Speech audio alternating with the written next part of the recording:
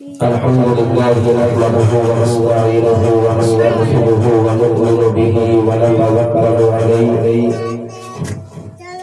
ونعوذ بالله من شرور انفسنا ومن سيئات اعمالنا من يهده الله فلا مضل له ومن يضلله فلا هادي له ونشهد ان لا اله الا الله وحده لا شريك له ونشهد أن سيدنا ومولانا محمدا عبده ورسوله أما بعد فأعوذ بالله من الشيطان الرجيم ببركة بسم الله الرحمن الرحيم أينما تكونوا يدرككم الموت ولو كنتم في بروج مشيدة وقال الله تعالى كل نفس ذائقة الموت القرآن وقال النبي صلى الله عليه وسلم أكثروا ذكر هذه اللذات الموت آمنت بالله صدق الله العظيم وصدق رسوله النبي الكريم ونحن على ذلك لمن الشاهدين والشاكرين والحمد لله رب العالمين إن الله وملائكته يصلون على النبي يا أيها الذين آمنوا صلوا عليه وسلموا تسليما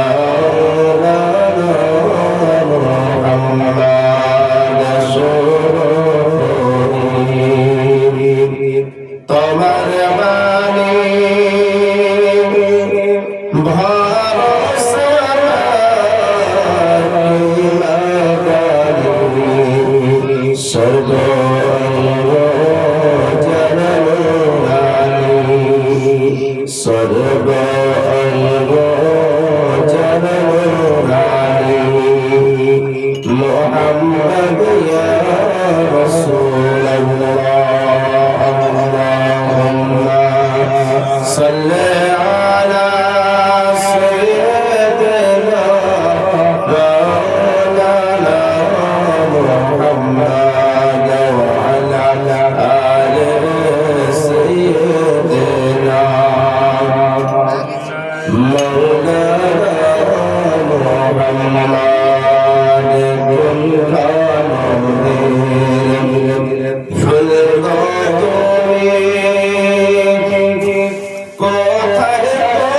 محمد وعلى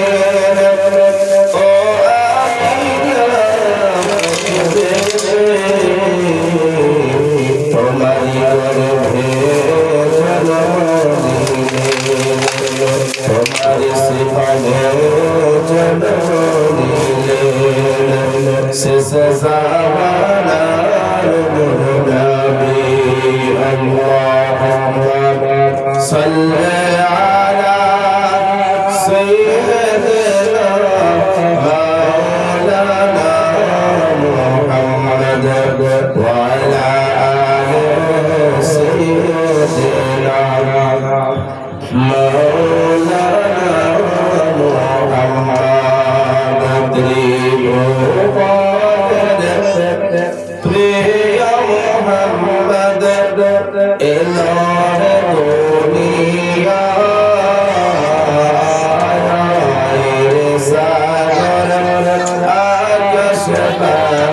দেখবি যদি আয়ের সাগর আকাশ বাতাস দেখবি যদি ত্রিভুবনের প্রিয় মুহাম্মদ এলোরে দুনিয়ায় সাগর আকাশ বাতাস দেখবি যদি সাগর আকাশ বাতাস দেখবি যদি আজকে যত পাপি তাপে সব গুনাহের করে পাপি আজকে যত পাপি তাপে সব গুনাহের করে পাপি দুনিয়া হতে বেনসাফি জুলুম নবীনা আকাশ বাতাস দেখবি যদি সাগর আকাশ বাতাস দেখবি যদি ত্রিভুবনের প্রিয় মুহাম্মদ এলোরে দুনিয়ায় সাগর আকাশ বাতাস দেখবি যদি সাগর আকাশ বাতাস দেখবি যদি দেখ আমি মায়ের কোলে দোলে শিশু ইসলাম দোলে দেখ আমি মায়ের কোলে দোলে শিশু ইসলাম দোলে পচে মুখে শাহাদাতে পচে মুখে শাহাদাতে বাণী যে সোনা সাগর আকাশ বাতাস দেখবি যদি সাগর আকাশ বাতাস দেখবি যদি ফুলের ধরা বেহেশতে আজ জয় করি নদী করে রাজ ফুলের ধরা বেহেশতে আজ জয় করি নদী করে রাজ আজকে খুশির ঝড় নেমেছে আজকে খুশির ঝড় নেমেছে ধূসর সহায় সাগর আকাশ বাতাস দেখবি যদি সাগর আকাশ বাতাস দেখবি যদি ত্রিভুবনের প্রিয় মুহাম্মদ এলোরে দুনিয়ায় সাগর আকাশ বাতাস দেখবি যদি সাগর আকাশ বাতাস দেখবি যদি আল্লাহুম্মা সাল্লি আলা সাইয়্যিদিনা মাওলানা মুহাম্মদ ওয়া আলা আলি সাইয়্যিদিনা মাওলানা মুহাম্মদ সাল্লাল্লাহু তাআলা আলাইহি ওয়াসাল্লাম সমস্ত প্রশংসা ও তারিফ সেই মহান রব্বুল আলামিনের দরবারে নিবেদিত যে রব্বুল আলামিন আজকে আপনাকে আমাকে বাছাই করে কয়েকটি মানুষকে এই শীতের রাত্রিতে এই নুরানি মজলিসে বসার তৌফিক দান করেছেন তাই শুকরিয়া স্মরণ করি আলহামদুলিল্লাহ তারপরে বলে দিলেন হাবিবুল হাবিব আতাই আমদার মাদানী তাজদার সাইয়্যিদুল মুরসালিন জনাবে মুহাম্মদুর রাসূলুল্লাহ সাল্লাল্লাহু তাআলা আলাইহি ওয়াসাল্লামের উপরে শত সহস্র শান্তির ধারা বর্ষিত হোক, অর্পিত হোক, প্রবাহিত হোক। তাই সকলে বলি আল্লাহুম্মা আমিন। এতক্ষণ পর্যন্ত আমার সিনে ভাইরা অর্থাৎ তলবাইজাম ভাইরা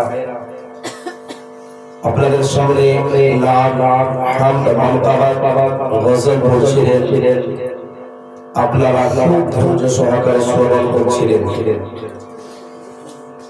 এবং আপনাদের এই বাড়ির একজন ছেলে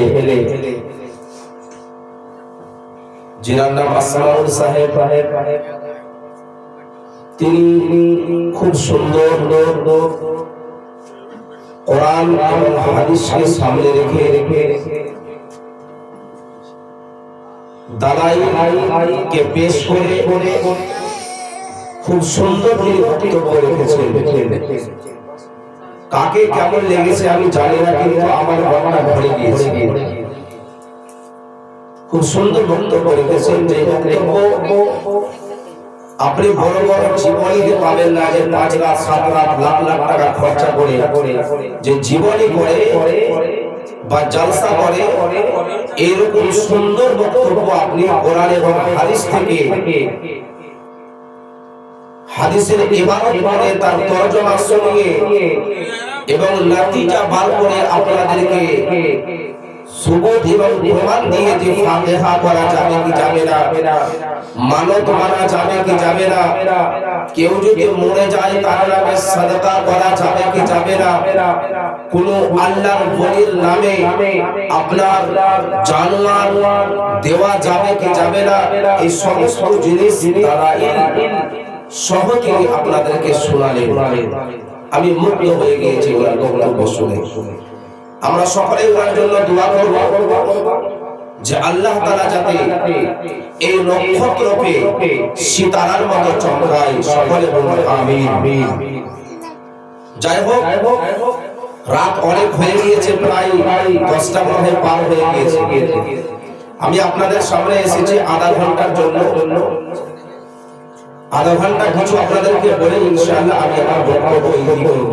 আমরা সকলেই জানি যে আজকের এই মাহফিল, এই ফাতিহা, এই কোরআন খানি, এই জিয়ারত খানি, দোয়া ও কিয়ামের ব্যবস্থা কিসের জন্য, কি কারণে, রিজন কি, উদ্দেশ্য কি, আমরা সকলেই জানি যে আজ থেকে 40 দিন পূর্বে এই বাড়ি থেকে একজন মুহতারামা মারহুমা পৃথিবীর বুক থেকে বিদায় নিয়ে চিরতরের মতো ওই 3.5 হাত ঘরের মধ্যে চলে গিয়েছিল।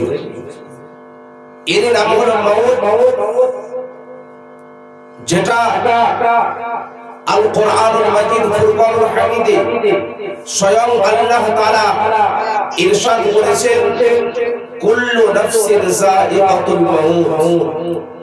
প্রত্যেক নফসকে, প্রত্যেকটি আত্মাকে, রূহকে একদিন না একদিন মওতের স্বাদ গ্রহণ করতেই হবে, মরতেই হবে। পৃথিবীতে কেউ বাঁচতে আসেনি, মওতের সিলসিলা ছিল, আছে, কাল কিয়ামতের সুবহ পর্যন্ত থাকবে। এমনকি সাইয়্যিদনা হযরতে আজরাইল আলাইহিস সালাতু তাসলিম, যিনি প্রত্যেকটি মাখলুকাতের জানকে কবজ করার দায়িত্ব, কাজ তিনাকে দেওয়া হয়েছে, ওই আজরাইলের পর্যন্ত একদিন মওত হবে। আজরাইল তো আজরাইল, স্বয়ং আল্লাহর নবী আকায়ে দো জাহান সরওয়ারে কাউন মাকা সাল্লাল্লাহু তাআলা আলাইহি ওয়াসাল্লামের জন্য পবিত্র কোরআনে এসেছে, ইন্নাকা মাইয়িতুন ওয়া ইন্নাহুম মাইয়িতুন। হে মাহবুব, উनको भी मरना है, आपको भी मरना है। কিন্তু আমাদের মওত আলাদা মওত, আম্বিয়ায়ে কেরামের মওত আলাদা মওত। আম্বিয়ায়ে কেরাম ইন্তেকাল করেছেন এক আনের জন্য, কিছুক্ষণের জন্য মওতের স্বাদ তিনাকে চাখানো হয়েছে। একজন মুমিন ব্যক্তিকেও মওতের স্বাদ চাখানো হয়, সে হামেশার জন্য মরে যায় না, কিছুক্ষণের জন্য তার মওত হয়। তারপরে যখন তার বডিকে আবার কবরের মধ্যে রাখা হয়, তারপরে তাকে আবার মুনকার নাকির ফেরেশতা তাকে জীবিত করে এবং তিনটি প্রশ্নের সম্মুখীন সেই আল্লাহর বান্দা এবং বান্দিকে হতে হয়। আল্লাহু রাব্বুল আলামিন বলেন, আইনামা তাকুনু ইউদরিকুমুল মাউতু ওয়ালাউ কুনতুম ফি বুরুজিন মুশাইয়াদা। ইয়া আমার বান্দা বান্দিরা, তোমরা শুনে নাও, তোমরা যেখানে যাও না কেন, যে হালাতে থাকো না কেন, তোমরা সাতবক আসমানের উপরে তোমরা লোহার পিঞ্জরা করে থাকো না কেন, জমিনের নিচে সীসা বানাইয়া থাকো না কেন, তোমাদের একদিন না একদিন মওত হবে, মৃত্যু হবে। আজকে যদি মওত থেকে কেউ রক্ষা পেত, তো সাদ্দাদ বাদশা যে পৃথিবীর বুকে জান্নাত বানিয়েছ, যে সাদ্দাদ বাদশা পৃথিবীর বুকে জান্নাত বানিয়েছিল নিজের আরামের জন্য, আয়েশের জন্য, সাদ্দাদ বাদশার মওত হতো না। আজকে যদি টাকা পয়সা অর্থের কারণে অর্থকে ব্যবহার করে পৃথিবীর বুকে কেউ যদি জীবিত থাকতো, সাইয়েদনা সুলাইমান আলা নবিয়িনা আলাইহিস সালাতু ওয়াত তাসলিমকে আমার আল্লাহ তাআলা সমগ্র পৃথিবীর মালিকানা দান করেছিলেন, বাদশাহত দান করেছিলেন। সাইয়েদনা সুলাইমান আলাইহিস সালাতু ওয়াত তাসলিম বাঁচতে পারতেন, কিন্তু তিনি মওতের হাত থেকে রক্ষা পাননি। ফিরাউন যে নিজেকে খোদা দাবি করেছিল, আল্লাহ দাবি করেছিল, আল্লাহ তাআলা তাকে এত অর্থ দিয়েছিল, এত অর্থ দিয়েছিল, যে অর্থ তার সাত খানদান খেয়ে কেউ শেষ করতে পারতো না। অর্থকে প্রয়োগ করে, ব্যবহার করে যদি আজরাইলের হাত থেকে বাঁচাও হলো, তো এই ফিরাউনের কখনো মওত হতো না।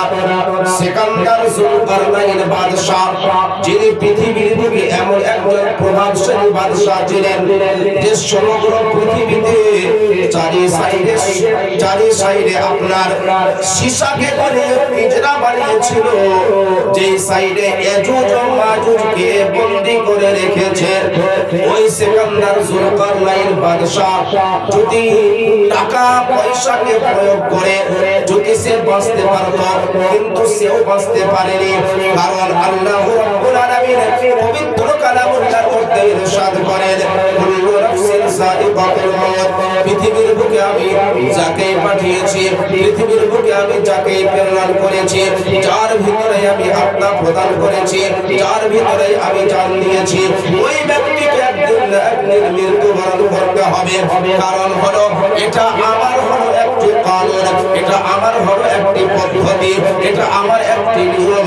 প্রত্যেকটি আম্বিয়ায়ে কেরামকে এই নিয়ম পালন করতে হবে, প্রত্যেকটি মাখলুকাতকে এই কানুন পালন করতে হবে। বেরাদারে মিল্লাত ইসলামিয়া, আমার আল্লাহ বলেন, মাহবুব আপনাকেও একদিন না একদিন মৃত্যুবরণ করতে হবে।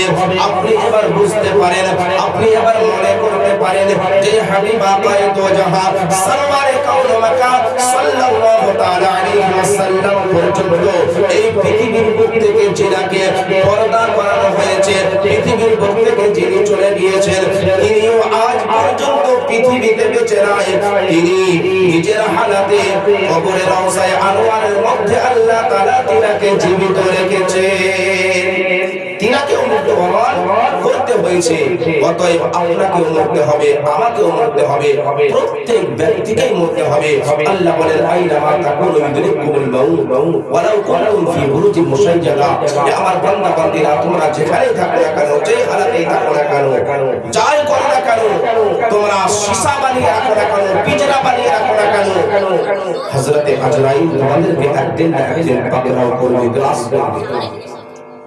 আল্লাহর নবী আকায়ে দো জাহান সরওয়ারে কাউন মাকান সাল্লাল্লাহু তাআলা আলাইহি ওয়াসাল্লাম একদা জিবরিল আমিনের সঙ্গে, হযরতে জিবরিল আমিনের সঙ্গে মুলাকাতের সময় আল্লাহর নবী আকায়ে দো জাহান সাল্লাল্লাহু আলাইহি ওয়াসাল্লাম জিজ্ঞাসা করেন, জিবরিল, আজরাইল একজন মুমিন ব্যক্তিকে যখন তার প্রাণ পাখিখানাকে বের করা হয়, তাকে যখন মৃত্যু দেওয়া হয়, তো তার আত্মার মধ্যে কতটা কষ্ট দেওয়া হয়, কতটা তাকলীফ দেওয়া হয়।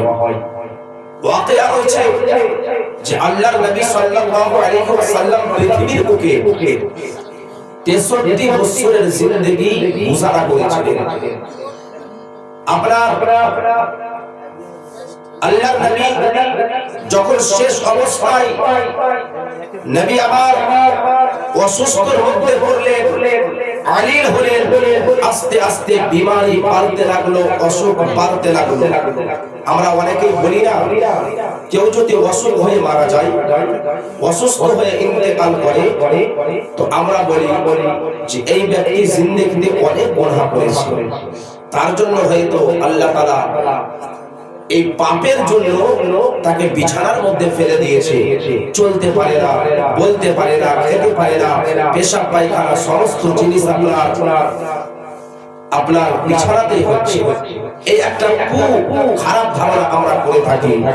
কিন্তু মনে রাখবেন যে কোন ব্যক্তি যদি অসুস্থ হয়ে ইন্তেকাল করে, আর যখন অসুস্থ হয় বিছানার মধ্যে পড়ে, তখন ওই ব্যক্তি সব থেকে যাকে বেশি স্মরণ করেন তিনি হলেন আল্লাহ তাআলা, খালিক ও মালিক। আল্লাহকে বেশি বেশি স্মরণ করেন।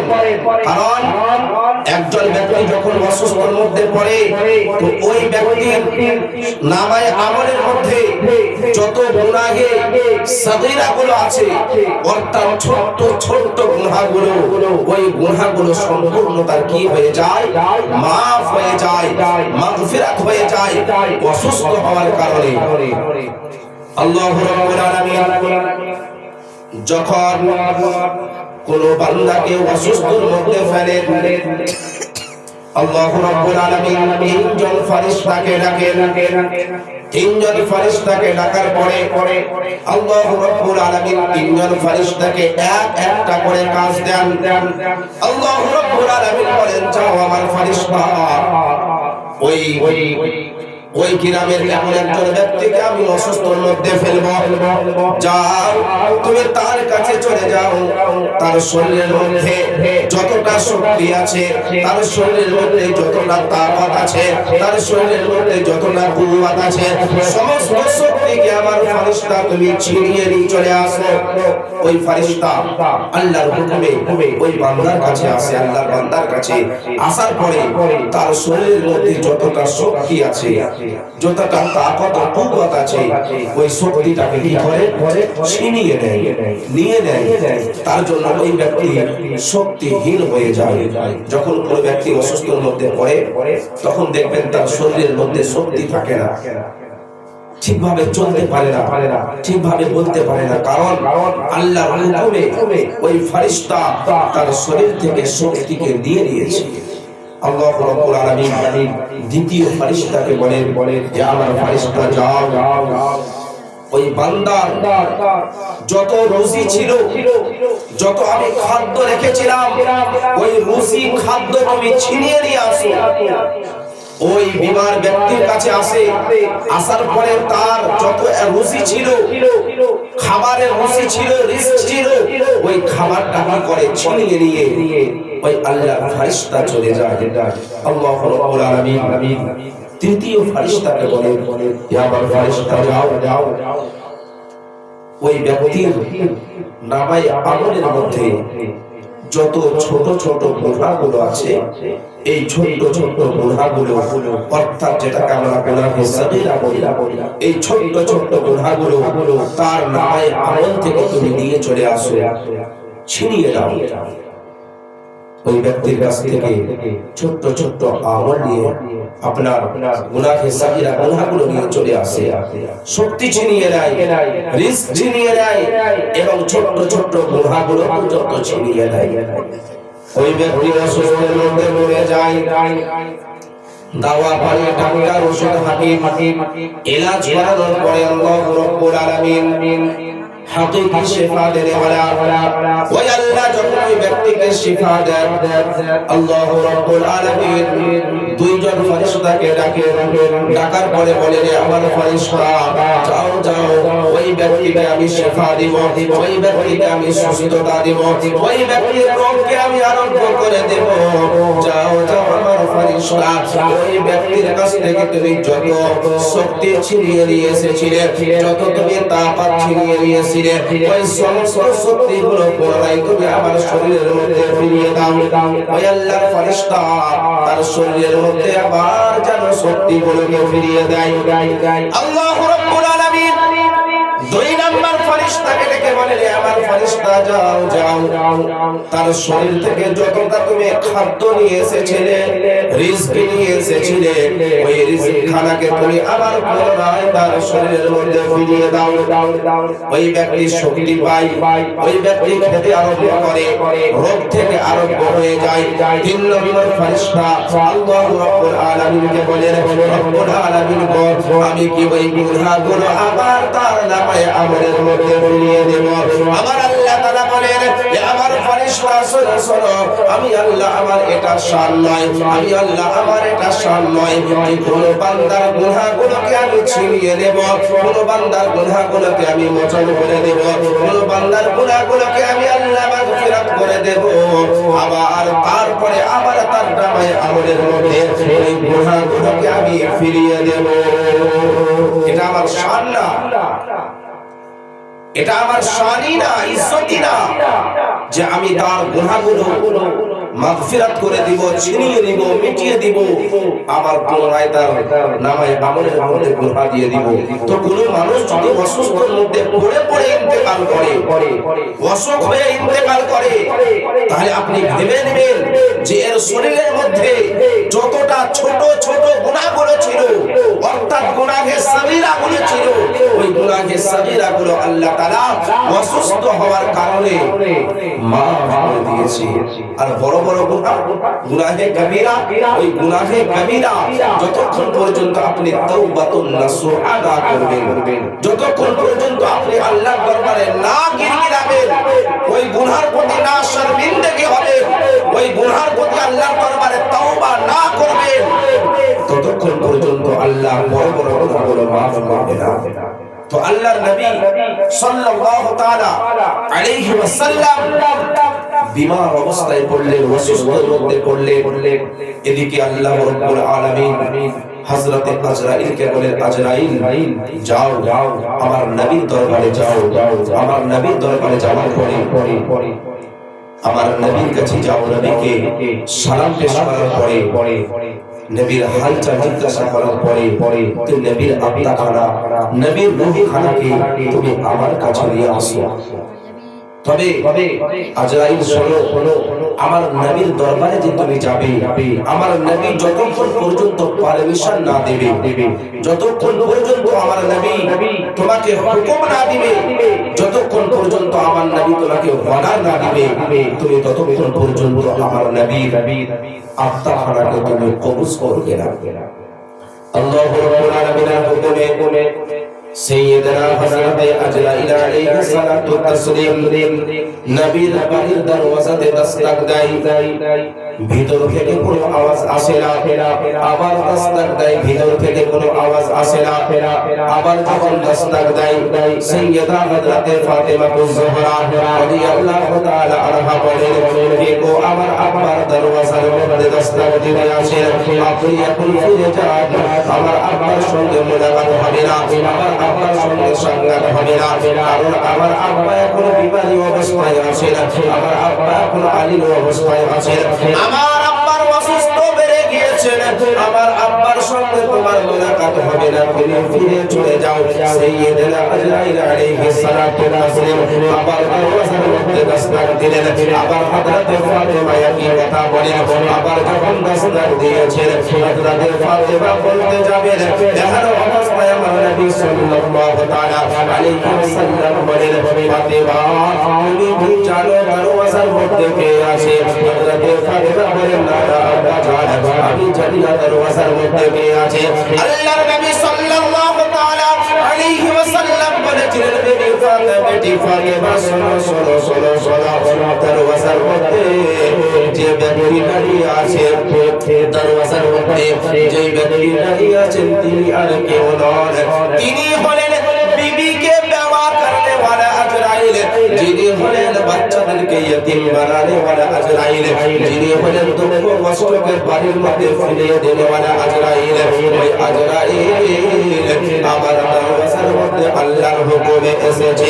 সাইয়্যিদা হযরতে ফাতেমা তুজ-জোহরা যখন আজরাইলের কথা শুনেছে অঝর নয়নে কান্না করতে আরম্ভ করেছে। আমার আব্বা জানের কাছে আজরাইলের এখন কি কাজ? আমার আব্বার কাছে যদি আসেন হযরতে জিবরাইল আসবেন আল্লাহর পয়গাম নিয়ে, আল্লাহর মেসেজ নিয়ে, কিন্তু হযরতে আজরাইল কেন এসেছে? আমার নবী সাল্লাল্লাহু তাআলা আলাইহি ওয়াসাল্লামের বেটি হযরতে ফাতেমা তুজ-জোহরা আমার নবীকে জিজ্ঞাসা করেন, আব্বা গো এই সময় আজরাইল কেন এসেছে? আল্লাহর নবী বলেন, এ ফাতেমা শোনো শোনো শোনো শোনো, আমার সময় ঘনিয়ে এসেছে, আমার 63 বছর জিন্দেগি পার হয়ে গিয়েছে। আল্লাহর হুকুমে সাইয়্যিদিনা হযরত আজরাইল আলাইহিস সালাতু ওয়াস তাসলিম আমার জান খানা কবজ করার জন্য এসেছে। সাইয়্যিদা ফাতেমা তুজ-জোহরা রাদিয়াল্লাহু তাআলা আনহাকে আল্লাহর নবী সাল্লাল্লাহু তাআলা আলাইহি ওয়াসাল্লাম বলেন, বেটি ফাতেমা যাও যাও যাও যাও আমার বাবা হযরত আলীকে ডেকে দাও। এ ফাতেমা তুজ-জোহরা রাদিয়াল্লাহু তাআলা আনহা যাও যাও আমার কলেজার টুকরা ইমাম হাসানকে ডেকে দাও, আমার কলেজার টুকরা ইমাম হুসাইনকে ডেকে দাও। আমি পৃথিবীর বুক থেকে বিদায় নিয়ে চিরতরের মতো চলে যাব। হযরতে ফাতেমা তুজ-জোহরা হযরতে আলীকে ডাকলেন, হযরতে ফাতেমা তুজ-জোহরা ইমাম হাসান ও হুসাইনকে ডাকলেন। হযরতে ফাতেমা তুজ-জোহরা রাদিয়াল্লাহু তাআলা আনহা যখন এই পাক পঞ্জতনকে ডাকলেন, ডাকার পরে আল্লাহর নবী সাল্লাল্লাহু আলাইহি ওয়াসাল্লাম বলেন, এ বেটি ফাতেমা শোনো রে, আমার ইন্তেকালের 6 মাস পরে বেটি তোমার ইন্তেকাল হবে, আমার ইন্তেকালের 6 মাস পরে তোমার ওয়াফাত হবে, আমার ইন্তেকালের 6 মাস পরে তুমি পৃথিবীর বুক থেকে পরদা নিয়ে চলে যাবে।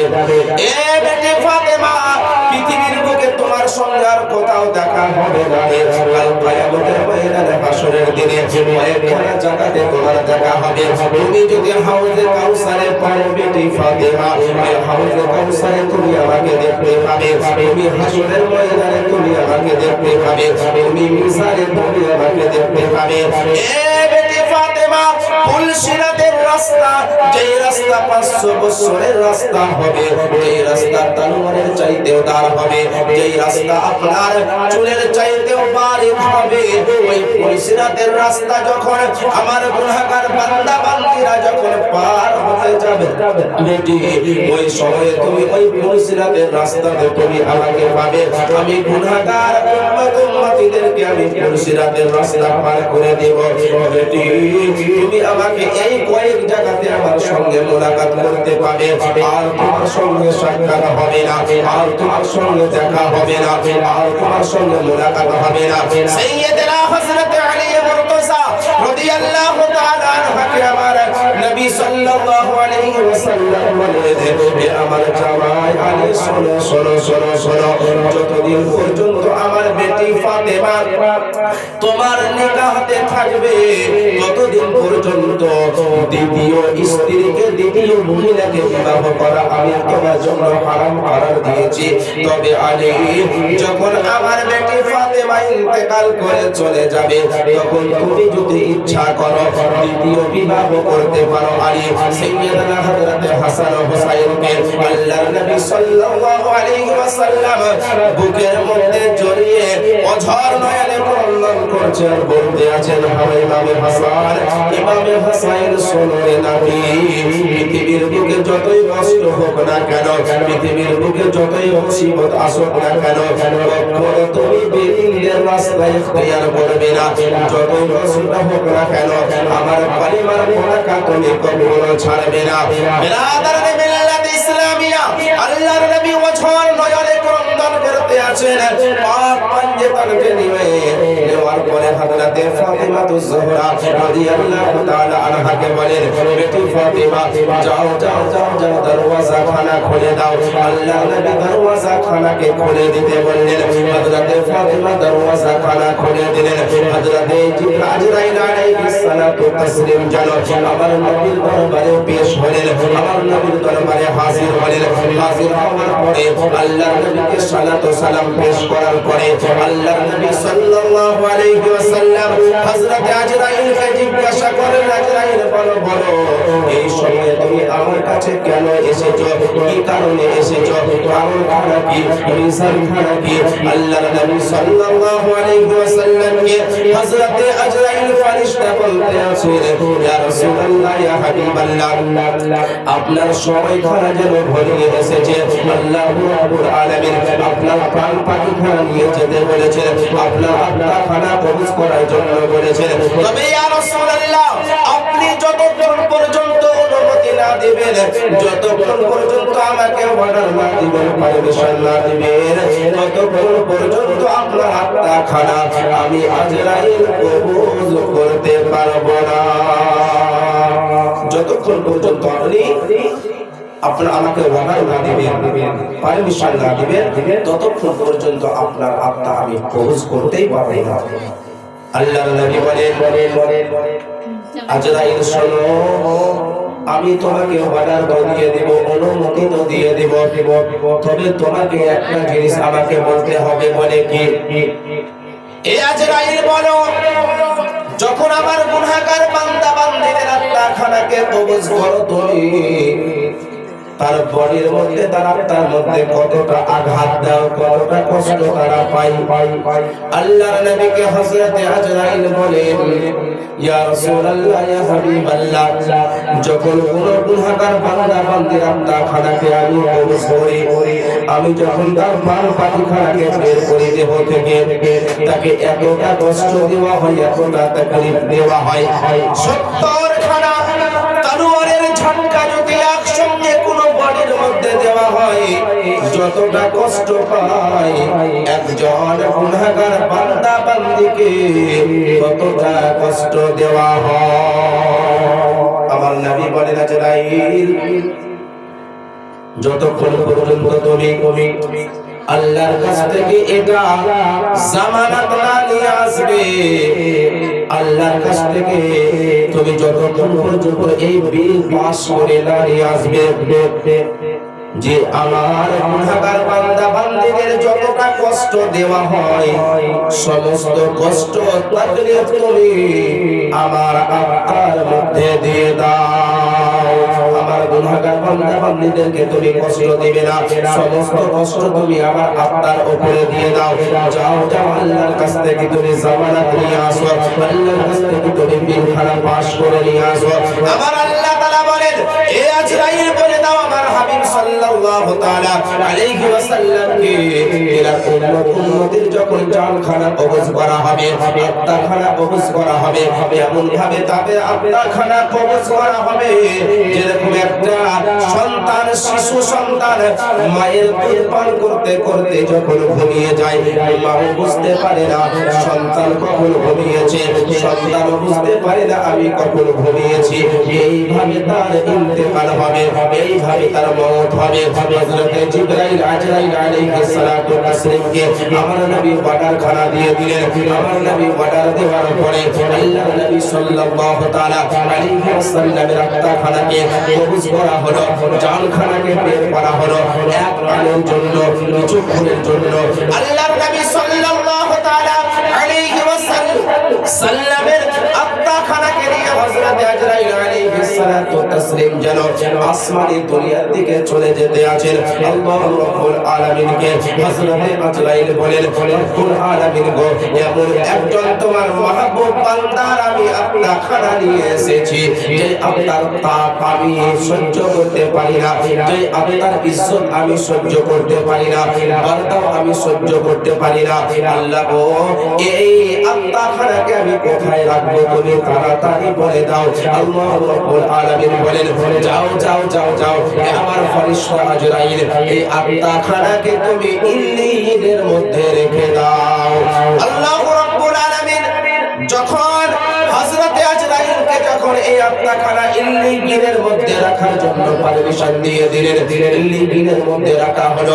ইল্লিগিন যখন আল্লাহকে বলে রব্বুল আলামিন গো, এমন একজন তোমার মাহবুব বান্দার আত্মাখানা নিয়ে এসেছো, যেই বান্দার যেই আত্মার আসমাত, যেই আত্মার বার্তাও, যেই আত্মার ইজ্জত আমি ভার সহ্য করতে পারি না, এই আত্মাখানাকে তুমি অন্য জায়গাতে নিয়ে যাও। আল্লাহ রাব্বুল আলামিন হযরতে আজরাইলকে বলেন, আজরাইল যাও যাও, ওই আত্মাখানাকে তুমি আরশে আযাদের মধ্যে রেখে দাও। ওই আত্মাখানা আল্লাহর নবীর রূহখানাকে আরশে আযামের মধ্যে যখন রাখা হলো, আরশে আযাম আল্লাহকে বলেন রব্বুল আলামিন গো, এমন একজনের আত্মা তুমি আমার কাছে রাখলে, এই আত্মার ইজ্জত আমি বারতাও আমি তাপ সহ্য করতে পারি না, আমি যেন সহ্য করতে পারি না, এই আত্মাখানা তুমি অন্য জায়গাতে রেখে দাও। আল্লাহ রাব্বুল আলামিনকে আজরাইল ফেরেশতা বলেন রব্বুল আলামিন গো, এই আত্মা রাখবো কোথায়? এই আত্মা কেউ তো সহ্য করতে পারে না, এই আত্মার আজমত বরদাস্ত করতে পারে না, এই আত্মার ইজ্জত বরদাস্ত করতে পারে না, এই আত্মার উজনি বরদাস্ত করতে পারে না। আমার আল্লাহ তাআলা বলেন, এই আজরাইল পৃথিবীর এমন কোন জায়গা নাই যেই জায়গাতে আমার মাহবুবের আত্মাখানাকে বরদাস্ত করতে পারবে, সহ্য করতে পারবে।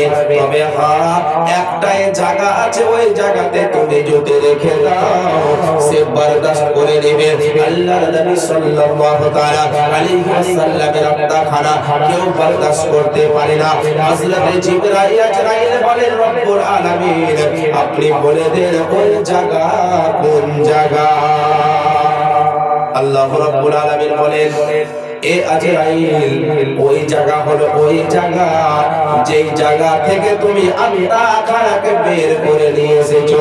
যাও যাও যাও যাও, ওই আত্মাখানাকে পুনরায় তুমি আমার নবীর দেহর মধ্যে প্রবেশ করিয়ে দাও।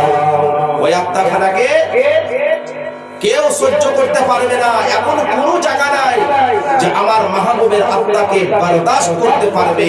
যাও, ওই আত্মাখানাকে তুমি যেই জায়গা থেকে, যেই বডি থেকে তুমি নিয়ে এসেছিলে, ওই বডিতে আবার কি করো, পুনরায় তুমি ভরে দাও। আল্লাহ নবী সাল্লাল্লাহু আলাইহি ওয়াসাল্লামের আত্মা পুনরায় আমার নবী দো জাহান সাল্লাল্লাহু তাআলা আলাইহি ওয়াসাল্লামের বডির মধ্যে রাখা হয়েছিল। तो अल्लाह बोले इन्नका मय्यितुन व इन्नहुम मय्यितुन, हे महबूब उनको भी मरना है, आपको भी मरना है, সকলকেই মরতে হবে। তো আমার নবী সাল্লাল্লাহু তাআলা আলাইহি ওয়াসাল্লাম যখন ওয়াফাত পেয়েছেন, তিনাকেও যখন এহ জগৎ ছেড়ে যেতে হয়েছে, আপনি আমি তো একজন মামুলি ইনসান, আপনি আমি তো একজন মামুলি ব্যক্তি, কেউ এই পৃথিবীতে থাকতে আসেনি। আল্লাহ বলেন কুল্লু নাফসিন যায়িকাতুল মাউত, প্রত্যেকটি আত্মাকে মৌতের স্বাদ গ্রহণ করতে হবে। তবে মৌতের আগে আমাদেরকে কবরে যাওয়ার আগে কবরের সরঞ্জাম, কবরের মাল ও আসবাব, হাসরের মাল ও আসবাব আমাদেরকে তৈরি করে নিয়ে যেতে হবে।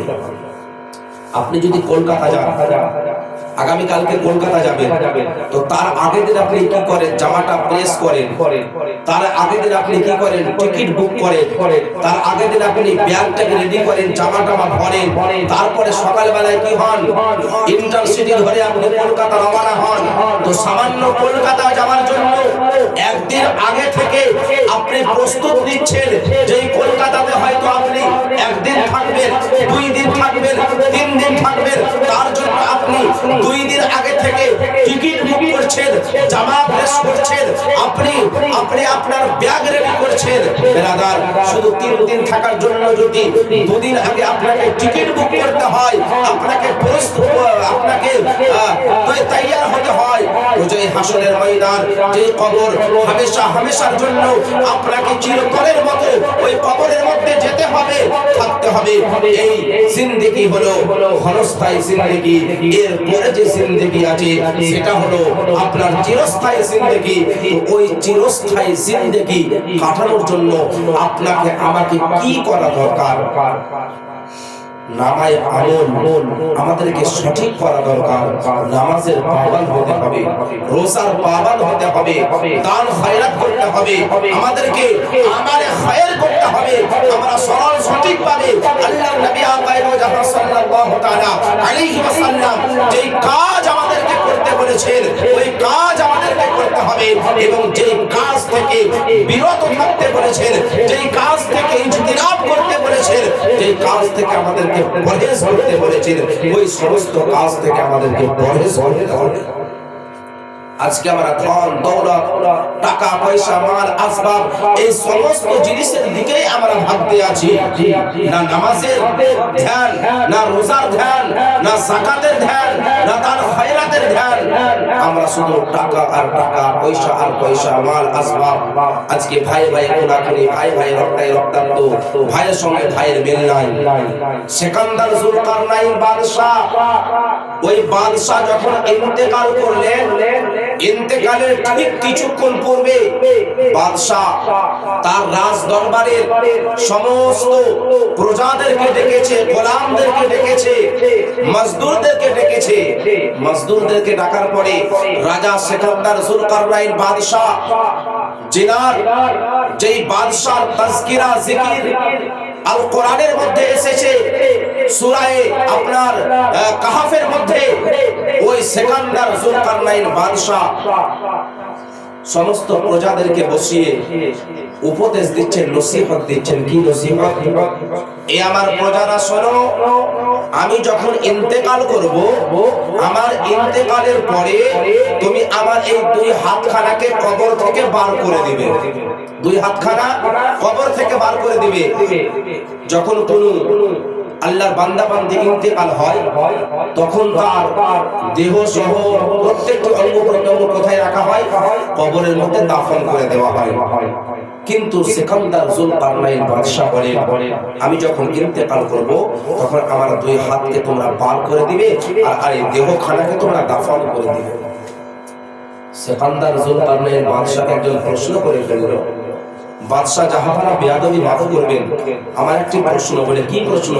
বলে হুজুর, আপনি যে এই উপদেশ, এই নসিহত আমাদেরকে দিতে আছেন যে যখন ইন্তেকাল করার পরে আমার দেহখানা কবরের মধ্যে রাখবে, মাটির মধ্যে রাখবে, আর হাতখানা মাটি থেকে বার করে রাখবে, কারণ খানা কি?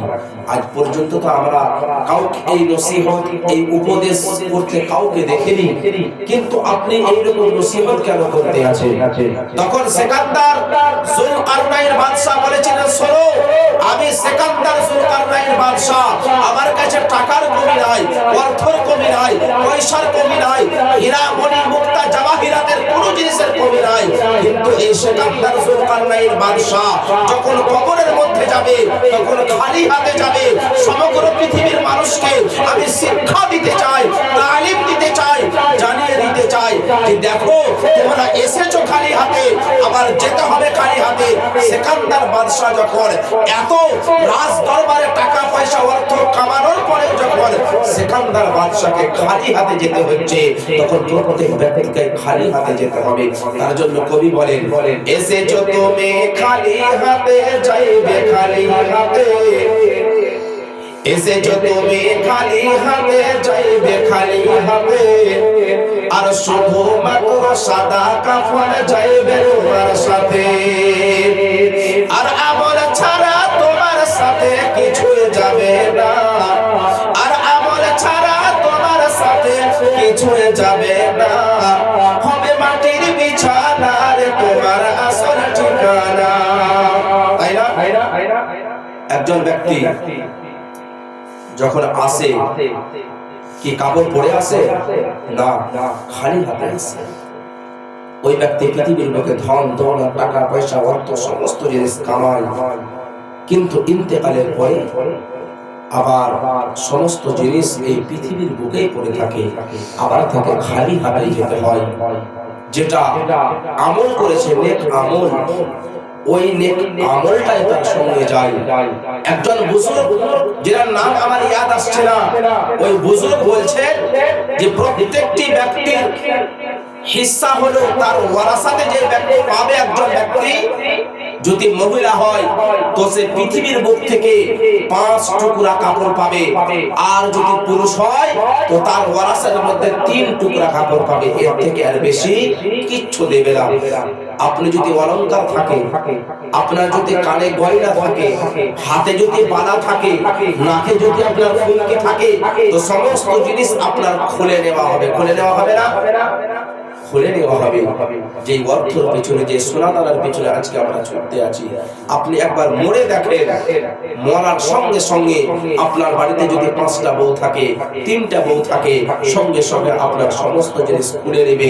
খুলে নেওয়ার পরে তারা নিজের অন্তরে অন্তরে ইরাদা করে নেবে যে আমি নাকেরটা নিব, আমি কানেরটা নিব, আমি বালাটা নিব, আমি ঝুমকাটা নিব, আমি বাসাটা নিব। এই সমস্ত জিনিস তারা কি করতে থাকে? অন্তরের মধ্যে গেঁথে নেয় যে আমি এই জিনিসটা নিব। তারপরে আপনাকে দাফন করে দেওয়ার পরে বাড়ির মধ্যে ঝামেলা লেগে যায়, বাড়ির মধ্যে ঝঞ্ঝট লেগে যায়, বাড়ির মধ্যে আপনার সমস্ত জিনিসের বিবাদ লেগে যায়। বেরাদার মিল্লাত ইসলামিয়া, কোনো জিনিস পৃথিবীর বুকে থাকবে না, সমস্ত জিনিস আপনাকে ছেড়ে আপনাকে চলে যেতে হবে। যেটা আপনি নেক আমল করবেন, ওই নেক আমলটাই আপনার সঙ্গে যাবে। তার জন্য প্রত্যেকটি মা ও বোন, ভাই ব্রাদারদের কাছে আমার বিশেষ অনুরোধ থাকবে যে আমরা নামাজের দিকে আসি। আজকে আমরা নামাজ থেকে গাফিল, আজকে আমরা নামাজ থেকে গাফিল, আজকে আমরা রোজা থেকে গাফিল, আজকে আমরা হজ ও যাকাত থেকে গাফিল। আমরা শুধু দুনিয়ার পেছনে ছুটতে আছি। আর তার জন্য আজকে আমাদের মতো মুসলমানকে আজকে জালিম হুকুমত পেরেশান করে দিচ্ছে, জালিম হুকুমত অত্যাচার করতে আছে আমাদের উপরে। কারণ আজকে আমরা কোরআন থেকে দূর, আজকে আমরা হাদিস থেকে দূর, আজকে আমরা নবীর ফরমান থেকে দূর, আল্লাহ রাব্বুল আলামিনের আদেশ থেকে দূর, আজকে আমরা শরীয়ত থেকে দূর, মসজিদ থেকে দূর, মাদ্রাসা থেকে দূর। তার জন্য আজকে আমাদের এই অবস্থা। আমরা নামাজ পড়ি, কারণ আল্লাহ বলেন ওয়া'মুর আহলাকা বিস-সালাতি ওয়াসতাবির আলাইহা। হে আমার বান্দা বান্দীরা, তোমরা নিজে নামাজ পড়ো এবং তোমার আহল ও আয়ালকে নামাজ পড়ার হুকুম দাও, আদেশ দাও। নিজে নামাজ পড়তে হবে, আহল ও আয়ালকে নামাজ পড়তে বলতে হবে। আল্লাহর নবী সাল্লাল্লাহু তাআলা আলাইহি ওয়াসাল্লাম বলেন, হাদিসের মাফহুম, নবী দো জাহা বলেন, তোমার বাচ্চাদের বয়স যখন হয়ে যাবে 7 বছর, তুমি তাদেরকে নামাজ পড়ার হুকুম দাও। তাদের বয়স যখন হয়ে যাবে 10 বছর, তাদেরকে মেরে মেরে তারা যদি মসজিদে না যায়, তাদেরকে মসজিদে পাঠাও এবং তাদের বিছানাগুলোকে আলাদা আলাদা করে দাও। কিন্তু আজকে মুসলমান আমরা তো নিজেই নামাজ পড়ি না, বাবা নামাজ পড়ে না, মা নামাজ পড়ে না, তো আর বেটাকে আর কি বলবো যে বেটা নামাজ পড়। ফরিদউদ্দিন গঞ্জে শাকা নামাজি হয়েছিলেন, কারণ তিনার মা একজন পাক্কা সচ্চা নামাজি ছিলেন, যিনার মা একজন পরহেজগারিতা ছিলেন। আর বাবা ফরিদউদ্দিন গঞ্জে শাকারকে আপনার নামাজ ধরিয়েছিলেন কে? তিনার মা। এবং তিনার মা বলেন, আমি আমার ফরিদকে এমন ভাবে নামাজের আদি বানিয়েছিলাম যে আমার ফরিদ যেখানে আযানের ধ্বনি শুনবে সেই জায়গাতে নামাজ পড়বে, আমি এতটা গ্যারান্টি দিতে পারি। আজকে আমরা স্কুল যাওয়ার জন্য মারি, প্রাইভেট টিউশন যাওয়ার জন্য মারি, কাজ কর্ম ব্যবসার জন্য মারি, যদি আমাদের ছেলে কথা না শুনে। কিন্তু একজন মা, একজন বাবা নিজের বুকে হাত দিয়ে বলতে পারবে যে আমি আমার ছেলেকে নামাজের জন্য মেরেছি, আমার ছেলেকে রোজা রাখার জন্য মেরেছি। আজকে আমরা কি বলি? বেটা তোর বয়স তো এখন 7 থেকে 8 বছর, এখন রোজা রাখতে হবে না, তুই পাতলা হয়ে যাবি, দুবলা হয়ে যাবি, কালো কালো হয়ে যাবি, তোর এখন রোজা রাখার বয়স না। নামাজের যেরকম হুকুম 7 বছর থেকে নামাজের হুকুম দেওয়া হয়েছে, অনুরূপ 7 বছর থেকে রোজার হুকুম দেওয়া হয়েছে। কারণ আপনার ছেলে যখন 7 বছর থেকে রোজা রাখতে আরম্ভ করবে, 7 বছরে হয়তো 5টা রোজা রাখলো, 8 বছরে হয়তো আর 5টা রাখলো, 9 বছরে হয়তো 20টা রোজা রাখলো।